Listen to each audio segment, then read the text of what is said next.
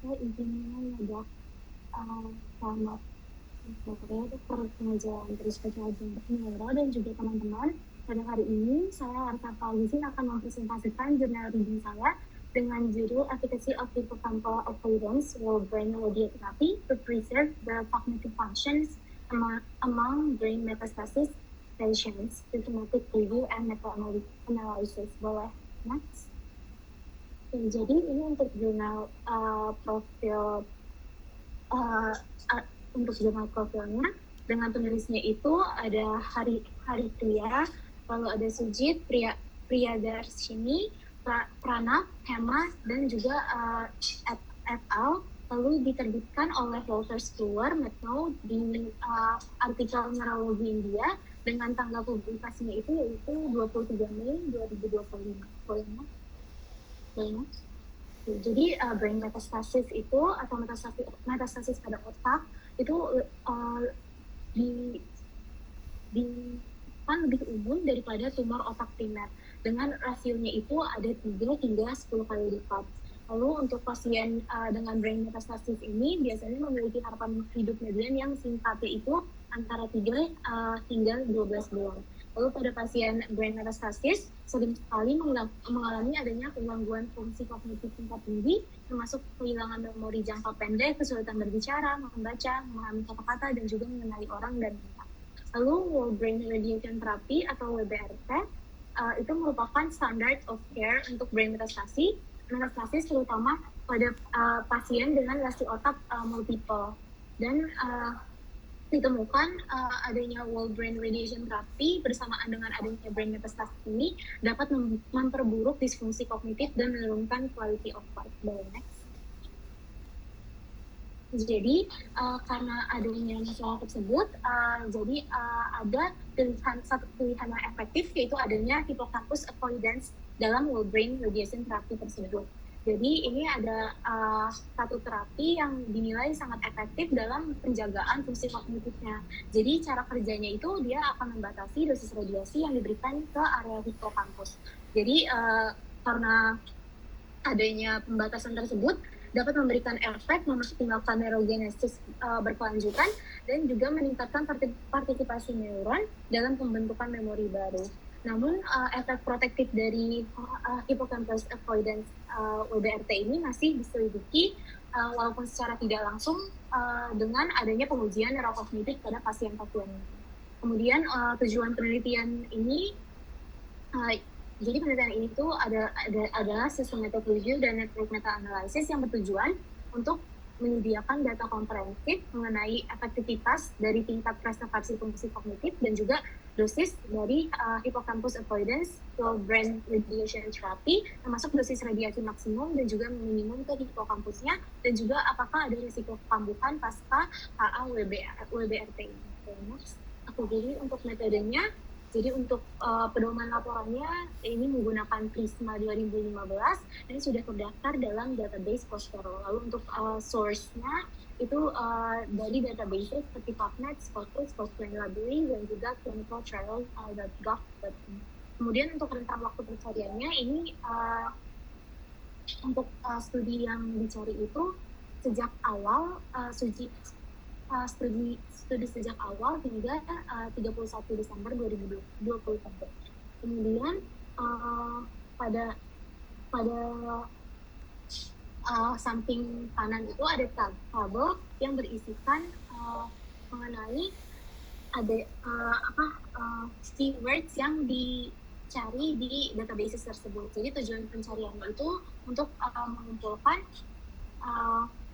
sumber informasi yang kredibel dan komprehensif mengenai efikasi dan juga dosis radiasi HA-WBRT untuk mencegah disfungsi kognitif. Next. Jadi pada penelitian ini juga untuk menghindari terlewatnya literatur yang relevan, pada penelitiannya itu dia melakukan pencarian manual dan juga mempertimbangkan semua studi yang diterbitkan dalam bahasa Inggris. Lalu studi yang tidak tersedia di basis data online itu diambil dari situs asli atau laboratorium di Universitas Nasional. Lalu untuk seleksi studinya, jadi adanya studi-studi yang terduplikat itu akan dihapus via software Mendeley. Kemudian ada 3 penulis yang meninjau judul dan abstrak secara independen. Lalu untuk studi kriterianya itu ada kriteria inklusi. Nah, untuk kriteria inklusinya itu ada berdasarkan titles yang nanti akan dilihat pada next slide. Jadi ada populasinya itu ada populasi dari penelitian ini ada pasien dengan brain metastasis dari segala usia dan juga jenis kelamin. Kemudian ada intervensinya itu yang menjalani HAWBRT dengan berbagai dosis, fraksi, dan juga area kontur. Lalu nanti untuk comparisonnya itu dia akan membandingkan HAWBRT dengan WBRT atau kontrol historis yang telah ditentukan sebelumnya. Lalu untuk outcome-nya itu ada outcome primer dan juga sekunder. Jadi untuk outcome primer itu akan menilai efektivitas dari HAWBRT dalam mencegah disfungsi neurokognitif. Lalu untuk outcome sekundernya itu adalah evaluasi dosis maksimum dan minimum radiasi ke hipokampus, menilai konturnya, dan juga membandingkan toksisitas overall survival, progression-free survival antara HAWBRT dan juga radiasi konvensional seperti WBRT. Kemudian untuk jenis studinya itu ada clinical trials, jadi dia RCT dan juga non-RCT, terus ada juga studi observation. Ini merupakan PICOS formatnya yang sudah dibikin oleh penulis yang berisikan tentang kriteria inklusinya. Kemudian untuk kriteria eksklusi pada studi ini adalah studi yang melibatkan subjek non-manusia seperti penelitian pada hewan. Kemudian ada studi yang tidak memakai bahasa Inggris juga dieksklusi. Kemudian yang tidak memiliki full text. Lalu adanya intervensi selain HAWBRT sendiri. Jadi ketika ada kombinasi terapi bersamaan dengan HAWBRT itu studinya akan dieksklusifkan.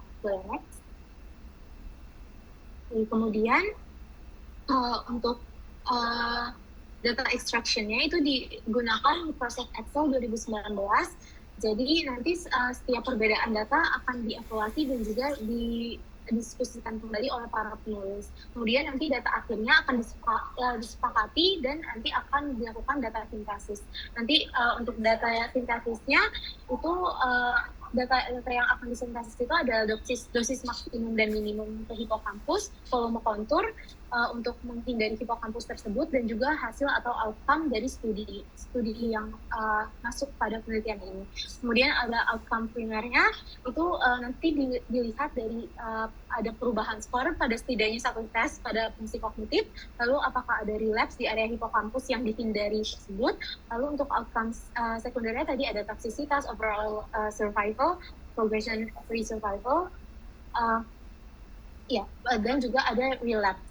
Kemudian untuk risk of bias-nya itu dinilai untuk RCT itu dinilainya dengan risk of bias tools, dan juga kalau untuk non RCT itu ada Robbins-E.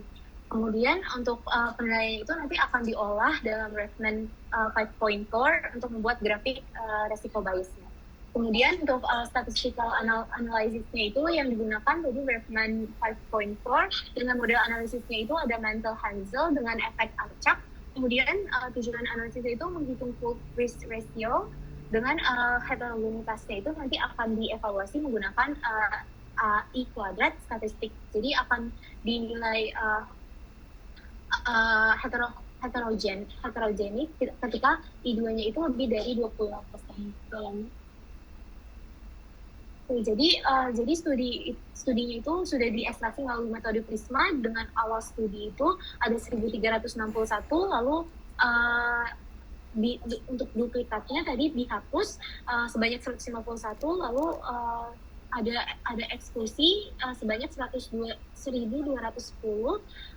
studi. Dengan studi yang memenuhi syarat itu ada 9 berisikan 5 RCT, 3 non-RCT, dan juga 1 cohort. Lalu untuk alasan eksklusinya itu ada tidak memenuhi kelayakan, tidak ada full text, tidak sesuai PICOS atau kriteria inklusinya, kemudian belum atau studi-studi yang belum dipublikasikan. Lalu untuk studi karakteristiknya ada 9 artikel, 8 artikel asli dan satu analisis sekunder dengan lokasi studinya itu ada USA ada 3 studi, Taiwan 3 studi, India, China, Jerman masing-masing 1 studi dengan periode publikasinya itu 2014 sampai 2023. Oke, untuk usia mediannya itu pada studi ini subjeknya itu 58,4 tahun. Kemudian untuk lokasi primer tumornya itu biasanya dia bermetastasis dari primer tumor pada paru, itu yang paling tinggi ada dari 422 pasien, lalu yang kedua ada payudara, itu ada 98 pasien, dan yang 141 pasien itu tidak diketahui lokasi primer tumornya. Kemudian untuk total pasiennya itu ada 680, di mana dari RCT itu ada 505 pasien dengan grup intervensinya atau yang memakai HA-WBRT itu ada 213, dengan yang WBRT konvensional itu ada 292. Kemudian pada non-RCT itu ada 3 studi, yang pre-post intervensi itu ada 92, dan 1 studi cohort itu ada 83 pasien. Kemudian ini ada risk of bias-nya, jadi bisa dilihat pada studi ini tuh yang ada indikasi biasnya itu ada di Gonditi et al. Itu dia tuh ada risk of performance bias yang cukup tinggi. Boleh next. Jadi untuk intervensinya, jadi total pasien dengan HA-WBRT itu ada 324, dengan WBRT atau kontrol itu 356. Lalu untuk dosis utamanya itu biasanya ada umumnya itu 30 gray dalam 10 sampai 12 fraksi. Kemudian untuk perlakuannya terhadap area hipokampus, jadi kalau untuk HA-WBRT itu, jadi dia menghindari paparan radiasi dengan batas aman yaitu 3 sampai 7 mm dari hipokampusnya. Jadi kalau WBRT itu radiasinya itu termasuk hipokampus, jadi tidak ada batasan dari paparan radiasinya. Jadi seluruh otak akan diradiasi. Kemudian untuk kriteria penerimaan Shopee-nya, jadi ada target cakupan 95% sensitivity itu 29 gray, dengan dosis maksimal hipokampusnya itu ada 16 gray, dan dosis minimal hipokampus itu ada 9 gray. Kemudian untuk durasi evaluasinya itu diukur dalam rentang waktu 16 hingga 192 minggu, jadi kurang lebih 4 bulan sampai hampir 4 tahun. Boleh next? Jadi untuk primary outcomes-nya, jadi untuk delayed recall, ini dari 4 dari 5 studi itu, dia ada outcomes-nya itu lebih baik dengan HA-WBRT.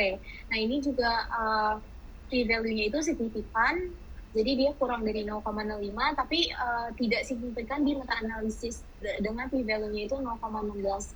Terus untuk total recall-nya itu dia dinilai lebih baik di HA-WBRT, tapi karena adanya data terbatas, jadi ini studi yang menghasilkan outcome ini akhirnya dikeluarkan dari meta-analisis. Lalu untuk kecepatan psikomotorik itu tidak ada perbedaan. Lalu untuk antara kelompok HA-WBRT dengan WBRT, terus untuk kemampuan visuospasial juga menunjukkan perubahan kecil, tapi dari p-value-nya tidak signifikan. Kemudian untuk fungsi eksekutif itu ada menunjukkan perubahan, tapi tidak signifikan juga. Kemudian untuk kelancaran verbal itu juga tidak menunjukkan perbedaan signifikan. Lalu untuk MoCA score itu ada penurunan kognitif kalau pada pasien yang menggunakan HA-WBRT itu lebih berlangsung lambat daripada WBRT, dan juga pada p-value-nya itu signifikan secara statistik. Boleh next. Kemudian untuk overall secondary outcomes-nya, dari overall survival itu ada 4 RCT yang meneliti. Jadi satu studi itu bilang HA-WBRT itu lebih kelangsungan hidupnya itu lebih baik, lebih lama, yaitu 6,8 bulan survival, dan itu signifikan secara statistik. Tapi studi lain ada yang bilang WBRT yang lebih daripada HA-WBRT dengan 15 bulan survival. Tapi dari p-value-nya itu lebih dari 0,05 yang artinya tidak signifikan. Lalu ada satu uji fase 2 non-randomized itu dia bilang HAWBRT itu 9 bulan survival, tapi p-value-nya juga tidak signifikan. Dan satu RCT dari Cina bilang kalau misalkan HAWBRT juga lebih kelangsungan hidupnya itu lebih lama, yaitu 16 bulan survival, dengan p-value yang juga tidak signifikan. Lalu ada derajat atrofi hipokampus dan juga volume hipokampus yang dinilai dari satu studi cohort dengan pelaporan, yaitu atrofi hipokampus lebih rendah pada HAWBRT dibanding WBRT dengan persentase 3,1 dan juga p-value yang sangat signifikan.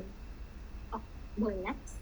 Kemudian adanya relapse itu juga ada satu studi yang melaporkan tidak ada relapse, tapi ada 2 studi lainnya yang melaporkan ada relapse, itu sebanyak 4,5% dan juga 8,8% dalam 5 mm dari area 5 mm dari area penghindaran hipokampus. Lalu itu dilihatnya itu dalam 6 bulan dan 1 tahun tindak lanjut. Lalu satu studi non-RCT juga melaporkan tidak ada relapse selama 4 bulan tindak lanjut pada kelompok hippocampus avoidance WBRT. Kemudian untuk hubungan faktor perancu dan fungsi kognitif, untuk hubungan usia dan recall ada satu RCT yang menunjukkan bahwa adanya usia yang berhubungan signifikan dengan total recall. Tapi ada juga yang satu studi yang bilang tidak signifikan terhadap delayed recall. Kemudian dosis radiasi ke hipokampus dan memori verbal. Jadi ada satu studi non-RCT menemukan bahwa semakin tinggi dosis ke hipokampus akan semakin buruk juga memori verbal pada pasien tersebut. Banyak. Oke, jadi untuk discussion-nya, jadi kalau untuk yang studi yang WC et al. Ini total recall atau ingatan total ini pada HAWBRT, jadi skornya itu terdapat kenaikan sebanyak plus 1,65, artinya terjadi peningkatan kemampuan mengingat. Lalu pada WBRT itu ada skor yang menurun, yaitu minus 0,95, jadi artinya ada penurunan kemampuan mengingat dengan p-value-nya itu memang belum signifikan, tetapi mendekati signifikan. Terus lalu fungsi kognitif lainnya itu pada belum bisa tidak dinilai signifikan, seperti kecepatan psikomotorik, kemampuan visuospasial, dan fungsi eksekutif itu tidak berbeda signifikan antara intervensi dan juga kontrol. Kemudian Westover et al. Itu delayed recall itu dilihat signifikan pada preservasinya dilihat signifikan pada HAWBRT dengan p-value yang juga signifikan. Kemudian fungsi lainnya itu tidak signifikan. Kemudian ada Tsai et al. Kalau Tsai et al. Itu dia laporannya itu menemukan bahwa ada hubungan yang signifikan antara hipokampus kanan dan juga perubahan skor recognition pada pasien atau pengenalan. Jadi pada pasien ini juga dilihat p-value-nya itu pada studi ini juga dilihat p-value-nya itu 0,04 yang artinya sangat signifikan. Jadi artinya semakin baik kondisi hipokampus kanan, itu semakin baik pula kemampuan pasien mengenali informasi. Kemudian untuk memori verbalnya juga pas 12 minggu pasca HAWBRT juga signifikan dengan p-value yang juga signifikan. Kemudian pada studi Lin SC dan juga Gondi itu juga preservasi delayed recall dilihat lebih baik dengan hippocampus avoidance WBRT dengan p-value yang di bawah 0,05 yang artinya signifikan. Tapi pada Gondi et al. Itu tuh juga menemukan adanya hubungan terbalik antara dosis radiasi ke hipokampus dengan fungsi memori. Jadi artinya semakin tinggi dosis hipokampusnya, dosis radiasi ke hipokampus kiri itu akan semakin buruk fungsi memorinya. Jadi kalau misalkan dosis rata-rata hipokampusnya itu kurang dari 8 Gray, itu fungsi delayed recall-nya itu akan lebih terlindungi. Lalu untuk fungsi-fungsi lain itu tidak signifikan. Lalu untuk Pop et al. Adanya atrofi hipokampus itu lebih besar dibandingkan WBRT, skala WBRT dibandingkan HAWBRT. Lalu untuk Bofi et al. Ini dia ada menemukan adanya hubungan yang signifikan antara kemampuan total recall dengan perubahan gambaran otak pada MRI flare. Itu untuk P-nya juga, itu P-value-nya itu signifikan juga, jadi semakin besar perubahan yang tampak pada MRI flare, maka semakin besar kemungkinan terjadi gangguan pada kemampuan mengingat total pasien.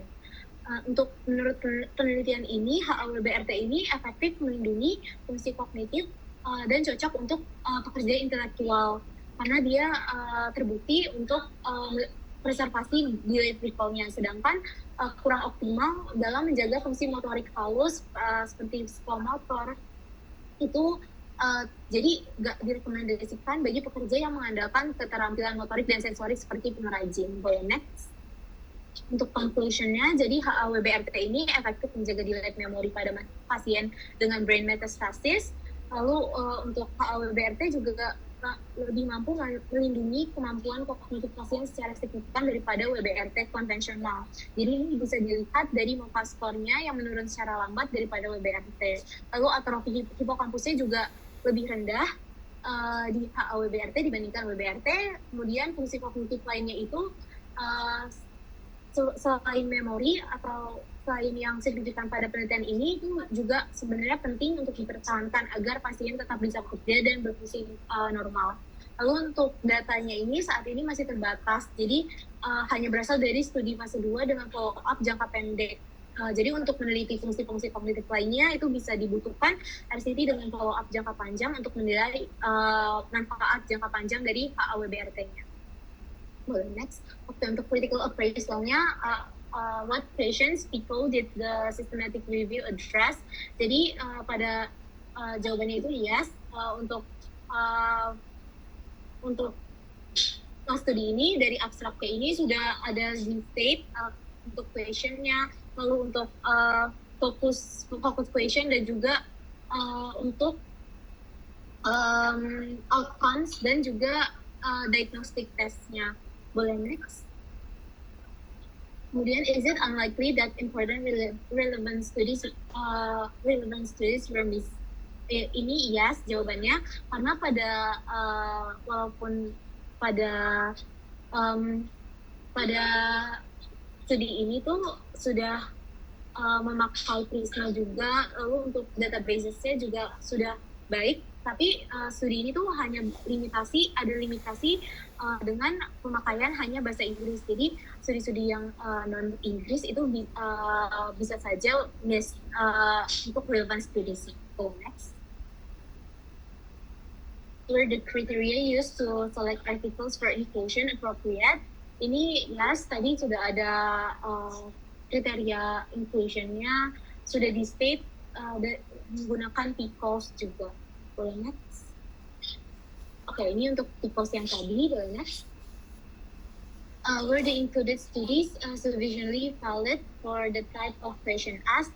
Ini juga jawabannya yes. Jadi untuk quality-nya dan juga kriterianya itu sudah di state. Kalau misalkan dia di-assess pakai ROC, dan juga untuk biasnya juga sudah di state adanya bias apa, dan juga pada studi apa bias tersebut ada. Boleh next.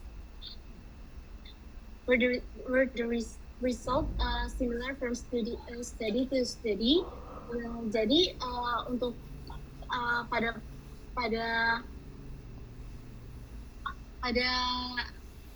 pada studi ini harusnya itu yang no. Jadi untuk studinya ini ada beberapa outcome-nya itu yang nggak similar. Tapi untuk heterogeneity-nya itu dia pada studi ini tuh 0%, yang berarti heterogeneity-nya itu untuk datanya itu bersifat homogen. Boleh nih?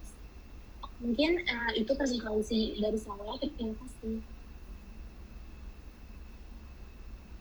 Oke, terima kasih untuk presentasinya. Silakan dari Josephus bisa ada ringkasan atau resume